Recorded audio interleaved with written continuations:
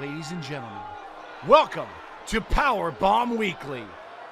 And then I stopped watching wrestling basically from 2006 through 2010. And then started watching wrestling again. And so that gets to about 2010. And this is kind of full circle. Sorry, do you have anything you want to fill in before I go full circle? I'll tell you what, I'll jump in real quick just because you did, obviously a big chunk of this is wrestling school. Right. And what you ended up, because a lot of times, yeah, when you go to do a show, I've done rock concerts, I've promoted events, I've done a bunch of stuff like that. A lot of times some guys don't show up, something happens, and you just point and go, that guy's not doing anything, let him do it, Right. And that was a couple of the times where I got to have a few of the, public matches, you could say. Like most people from the 90s, when you talked about that early time frame that you fell out on, backyard wrestling became the thing, You weren't, you were a tough guy if you did backyard wrestling. And some of the people from back home who may see this have probably had matches with me and probably done some really stupid things. There's a reason that I kind of have a very bad back and a limp a little bit when I walk where my knee's blown out at this point. We did a lot of really stupid things because even though, as we talked about, you tried to make it real. The realness of it had come back at that point because Stone Cold Steve Austin was real as real could be for so many people for so long.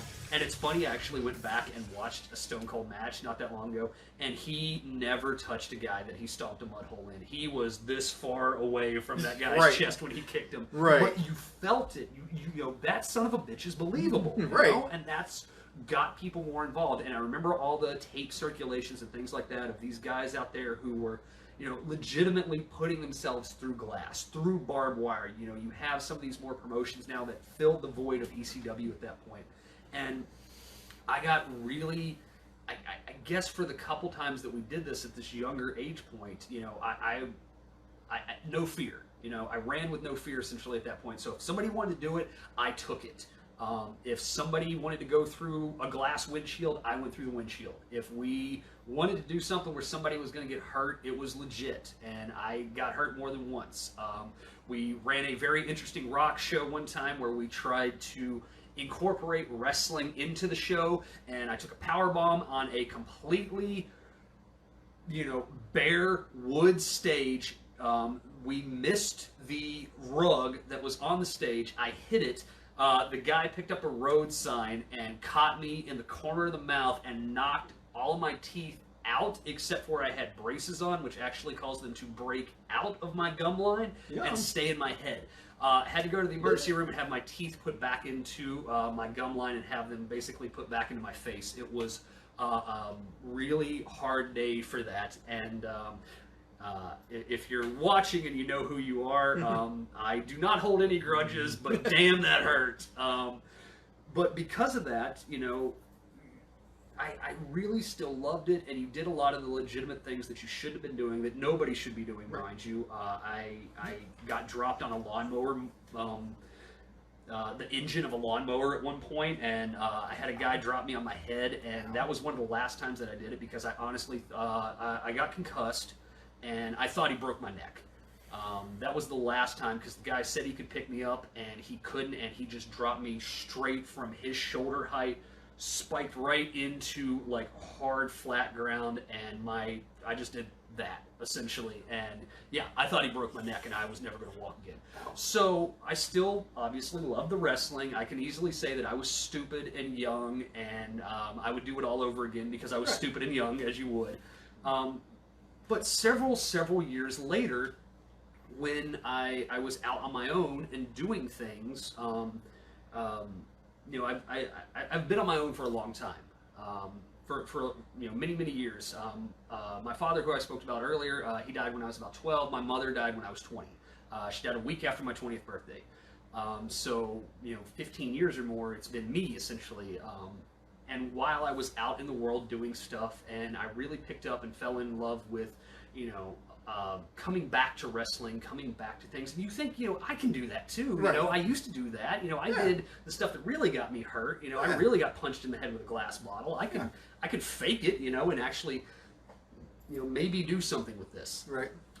I began taking, jiu-jitsu classes and things like that. I'd always loved the UFC, as we talked about a little bit earlier. I watched the inaugural pay-per-view for the UFC. Me and some friends of mine pitched together in order to watch that because this is the legit. We were big fans of karate and things like that. I got to see it in its infancy and really got to follow along with that. I took karate classes and stuff like that when I was younger.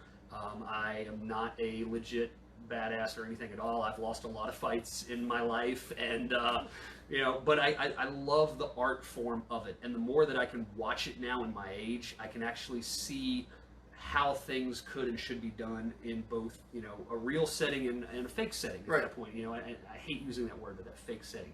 And that led me to, being in a club and really enjoying, the jiu-jitsu classes and things like that I was going to. And they also did a wrestling school, a couple miles down the street that the guy went to, because that's what he was there for. He was learning, jiu-jitsu and mixed martial arts and stuff like that, as it's become called, and using that in his wrestling stuff. And he found out I was a big wrestling fan. Right. So, I'm fairly older at this point, but I'm still in a decent amount of shape at this. I can kind of think I'm in my 30s or so. I can make a run at this, Oh, yeah. And when we go into this, I very quickly found out that this was a scam school that you could possibly imagine. And there was only about 15, maybe 20 guys or somewhere along that lines that were actually in there. Whoever the owner was, I think what he was trying to do was very much like the Danny Davis style stuff, where he was, having a show and then running the school, and the students were the people that he brought to the show, essentially. It wasn't a big thing. So they were trying to do a lot of that. And they had a couple guys who, I don't even know if they ever made it or did anything, that were legitimately good, big, jacked up guys. And unfortunately, I fell into that gap of, You were the cruiserweight? I was the nobody. I was the absolute nobody, because essentially what happened is when you mentioned Swanton Bomb, I've always been able to kind of rotate and control my body and things, and when they needed something, it was very much of, I remember we were sitting there, I was like, oh, I can do a Swanton. It's like, what? It's like, yeah, I can do that. What? Okay, show us. So I went and did it, and they're like, okay, you can do a Swanton. You're gonna do stuff. Okay, great. Come to school and start training. It's this much. So that's why I laughed at the price for it. They had a deal where essentially it was, I think, somewhere along like $300 a week. Sheesh. And if you bought the month was $650, right? So that's how they did their pricing. It was a complete farce, very much going back to, I believe, probably my somehow brief association through Sawyer, ripping McFoley off. This was eventually karma circling back around at that point, right?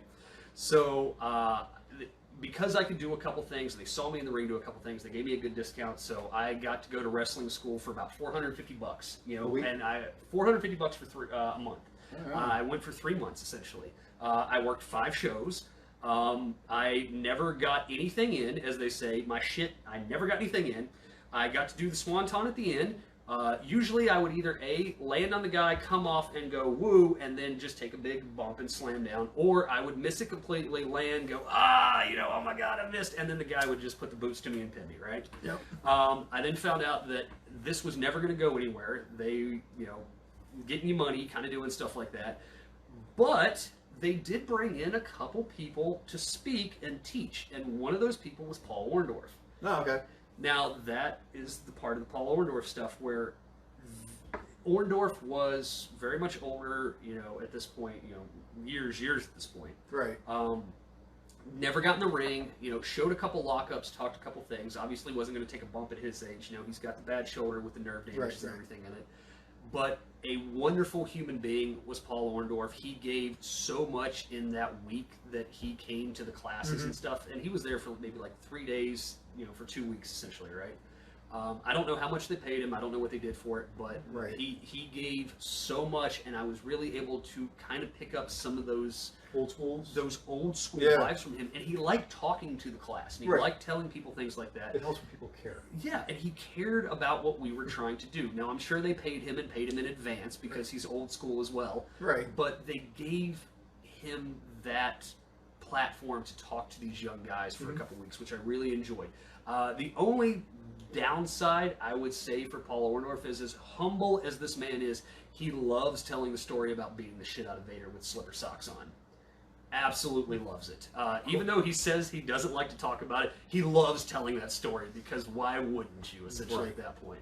After that, I did a couple things for it. They went nowhere. They were going nowhere. They were running out of a dilapidated building. The ring had electrical tape across it where they, the ropes were bowing and stuff like that. And I just, you finally get that feeling of, this is a dead end. So that ended my professional wrestling career. run of a career, and that was it for me. So bring it full circle. So, man. well, before I do, I did say my Greg Valentine story, which is very quick.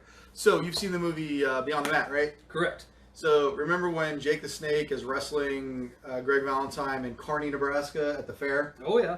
Then he goes and meets his daughter, and then shoots up and all that. That's a Shaz. Yeah, I was at that show.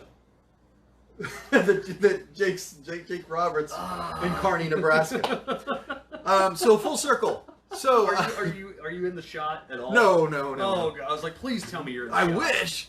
No. So full circle is in 2009. I had moved here to Washington. I was left Hawaii, so you can imagine I was kicking and screaming, but I couldn't imagine being in a better place. So I started working at Avalon Comics. Shout out to Avalon. They're one of our sponsors. I didn't know it until now. Yeah, they are. So is Kitsap Great Escape. But anyway, so Avalon Comics, and then I was working there, and then Sean, who's watching online, hi Sean, he brought in his friend who was visiting you. Mm-hmm. And we started talking about wrestling. I was that friend who never left.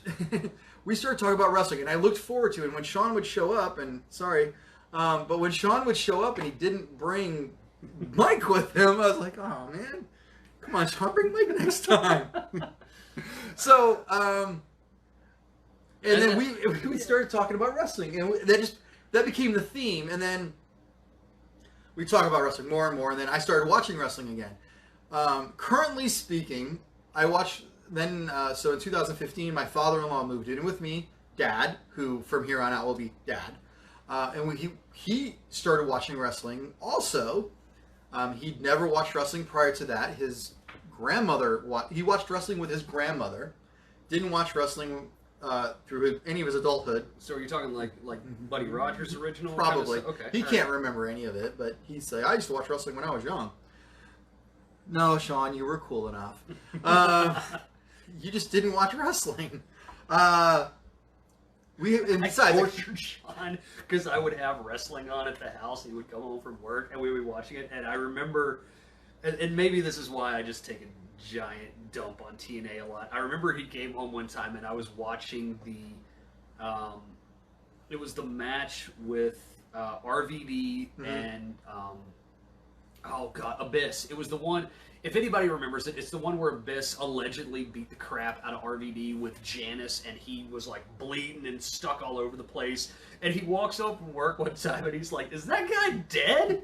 Like, what? He's covered in blood and laying in the back. And I'm like, "No, they're trying to say he beat him up with a nail bat, essentially." And he's like, "Oh, that's bad." And then they were like, "And next week, Rob had he had broken bones." He had internal injuries, he had blood loss and had to have transfusions at the hospital, but he was back a week later to talk about... that was the point, too, where he lost, I believe, the TNA title. And technically, I believe he's still the champion because he never not got it back. The TNA champion? Yeah. The current TNA champion was... well, no, because they beat him up. Right. But he lost. They took the title because he couldn't come back. And I don't think they ever had a match that had Rob in a linear path drop the title back. No, but in TNA, because they're Impact now, They're Impact now, but TNA decided to let Moose steal the TNA championship, and he crowned himself the TNA championship. Oh, he stole it from Tessa? No, that was the Impact championship. Oh, okay. We're not going to get into that right now. All right. We'll talk about Tessa at a later date. Full circle. I never bought any of her content. So now I watch 12 hours of wrestling a week. I watch 3 hours of Raw, 2 hours of Impact, 2 hours of NXT, 2 hours of AEW, 2 hours of SmackDown, and 1 hour of Ring of Honor. That's if there's not a pay-per-view. And I watch that all with Dad. And then I watched all of Lucha Underground seasons 2 through 4, and I watched New Japan when it was on Access. When I started watching New Japan, I meant it as a joke. I'm like, hey, Dad, let's watch some Japanese wrestling. That was some of the best wrestling I ever watched, and I'm so sad it went away. So here's the thing, Mike. Okay. We have been talking for over an hour now.